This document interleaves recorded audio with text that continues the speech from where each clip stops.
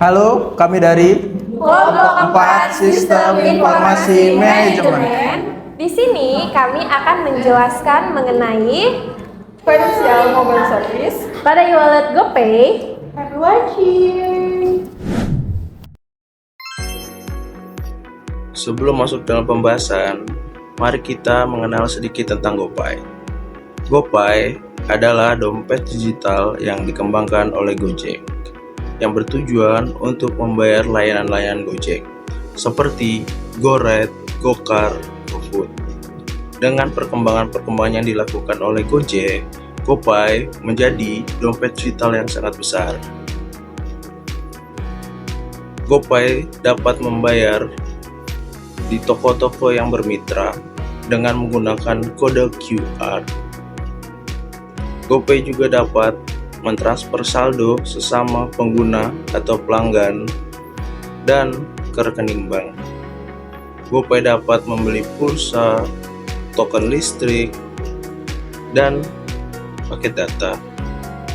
GoPay juga menyediakan fitur GoPay Later untuk pelanggan atau pengguna yang terpilih. Halo, saya Selvia. Di sini saya akan menjelaskan mengenai layanan yang ditawarkan oleh GoPay. Yang pertama, adanya pembayaran. GoPay memudahkan pembayaran berbagai macam transaksi, mulai dari belanja online, di toko favorit, hingga membayar jajan di warung rumah terdekat. Yang kedua, adanya top up. Mengisi saldo GoPay sangat mudah, bisa di top up melalui transfer bank, minimarket, atau melalui pulsa juga bisa. Yang ketiga adalah transfer uang. Transfer uang ke teman atau keluarga juga dapat digunakan oleh pengguna GoPay dengan sangat mudah dan juga cepat. Dan untuk fitur keamanan seperti PIN dan verifikasi transaksi memastikan keamanan dana. Yang keempat yaitu GoPay Later.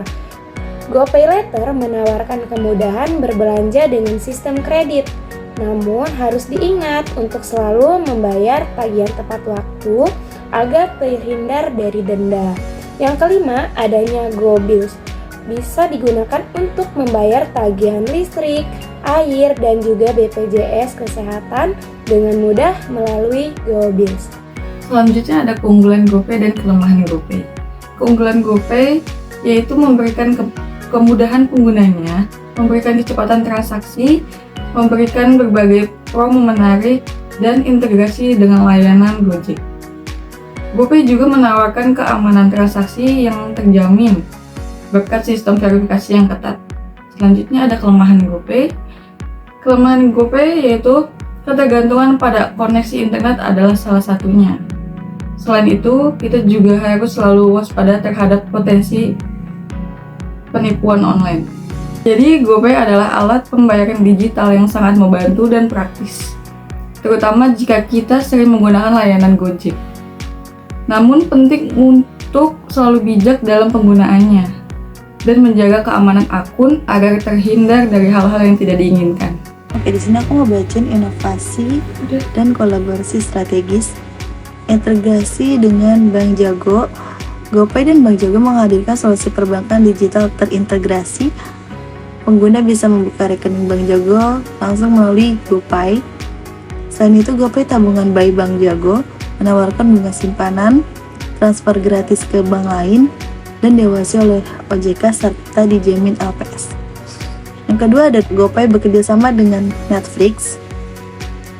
Pengguna GoPay bisa mendapatkan hadiah hingga ratusan juta rupiah dengan mengikuti kuis seputar serial Squid Game 2 yang tayang di Netflix.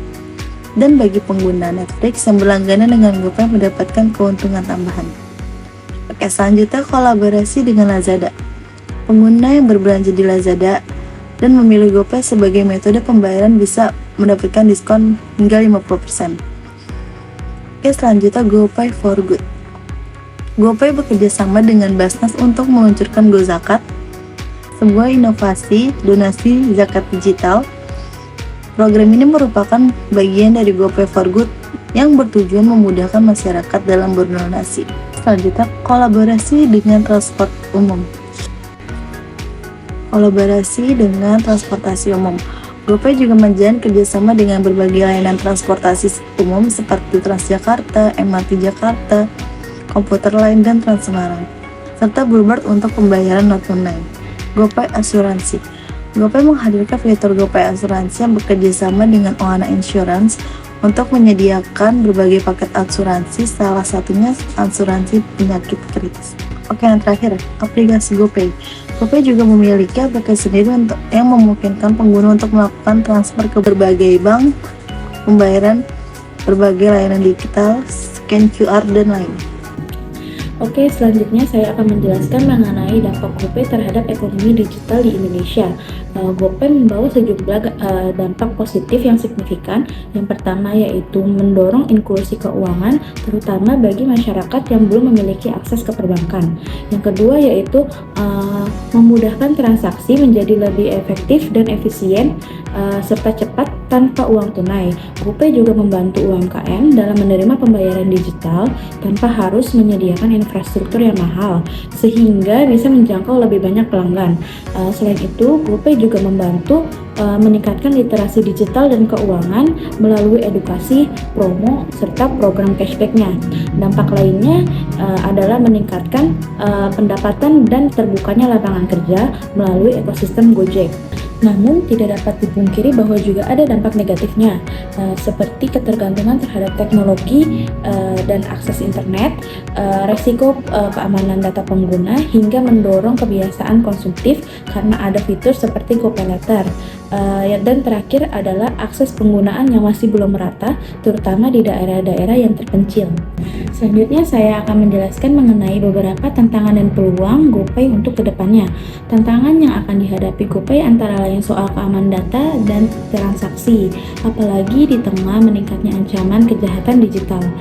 GoPay juga harus bersaing dengan dompet digital lain seperti OVO dan Dana, dan menghadapi rendahnya literasi digital di sebagian masyarakat.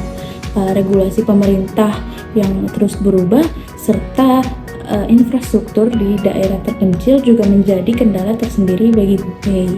Meskipun begitu, GoPay mempunyai peluang yang besar untuk terus bertumbuh, misalnya dengan memperluas layanan keuangan digital seperti pinjaman mikro dan investasi, integrasi dengan ekosistem Gojek dan Tokopedia atau GoTo juga berpotensi besar untuk menjangkau lebih banyak pengguna.